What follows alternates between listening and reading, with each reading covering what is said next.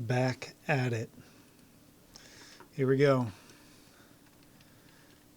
So let's add rubbers. I'm going to cheat again.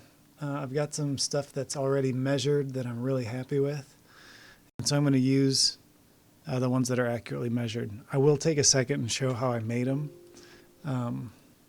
Just because I think being able to build rubbers in Blender is, it's a good thing to think through and kind of have a process in place for. So I'm going to grab all of these off of Centigrade 37.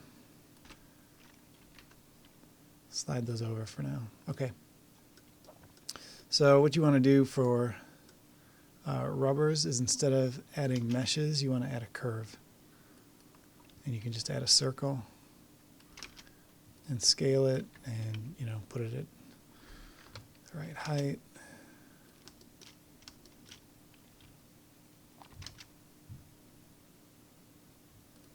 These are basically like curves, like a Bezier curve, like you would use in Illustrator or Photoshop. We use those curves a little bit for some of our other modeling. For rubbers, you just go over to your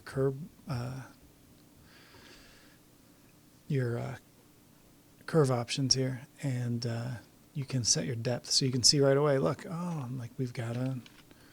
it's too big, but we actually have a rubber here, and we're done.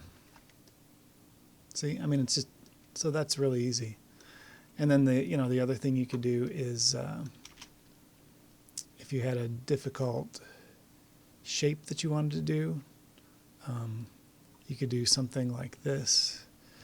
And we'll do this one real quick, and then we'll just start placing the ones that I've already got done. So we're going to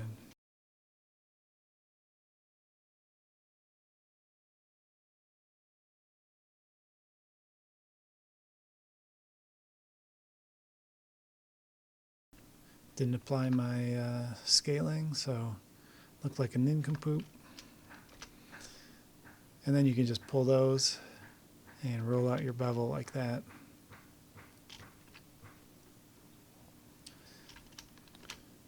And then you've got the shape of your rubber, and then instead of that being a mesh, let's just get rid of that face.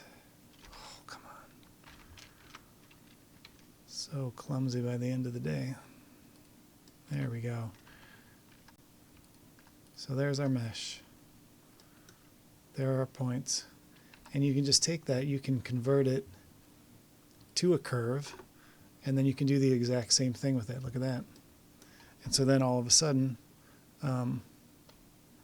you've got a rubber done. And you just shade it smooth, and you can, add a subsurf modifier so it looks smooth. Cool. And then, if you need to wrap it around a third post, you could, go like that and, bring this over here. So then you've got that shape for a rubber, except that I did that, and I knew I did that, and I shouldn't have showed you how stupid I am today. So, okay. So anyway, you get the idea. These are measured to be accurate. So around posts like this, these have like an outer diameter of, I think it's, let's see, I'm going to get this wrong, 0.75 inches. And turn all my stuff back on.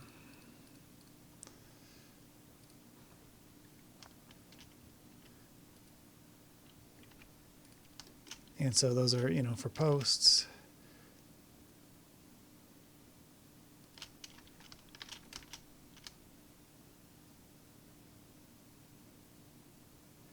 But then other rubbers are actually thicker. So these have like an outer diameter right where it wraps around the post of, I think it's like 0.8125, so like 13/16 of an inch.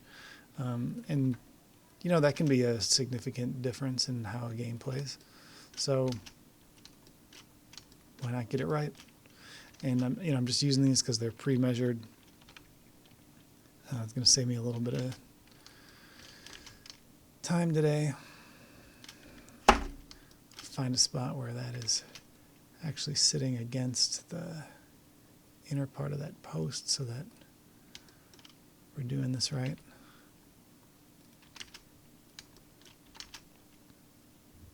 And because this is a curve, like, it's just really easy to work with them. And then you'll see later when we talk about physics, we're going to use the exact same thing, but we're going to create walls out of these that are easy to break apart for different physics elements, like against a post or a rubber band or whatever. So, all right, anyway, I'm going to work through all of these rubbers and just kind of put it on high speed because nobody wants to listen to me talk while this happens.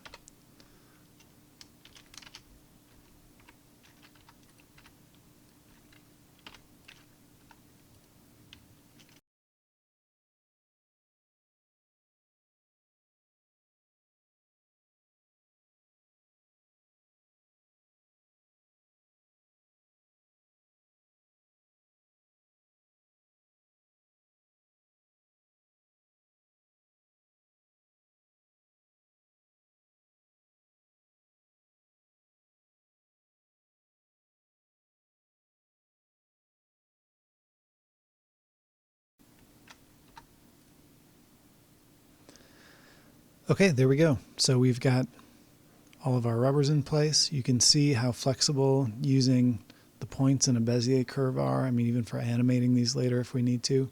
I've got a couple places where I just need to make small positioning tweaks right here. There's just a little bit of a conflict. So I will do that offline. I'll render this, and then we'll see you next time.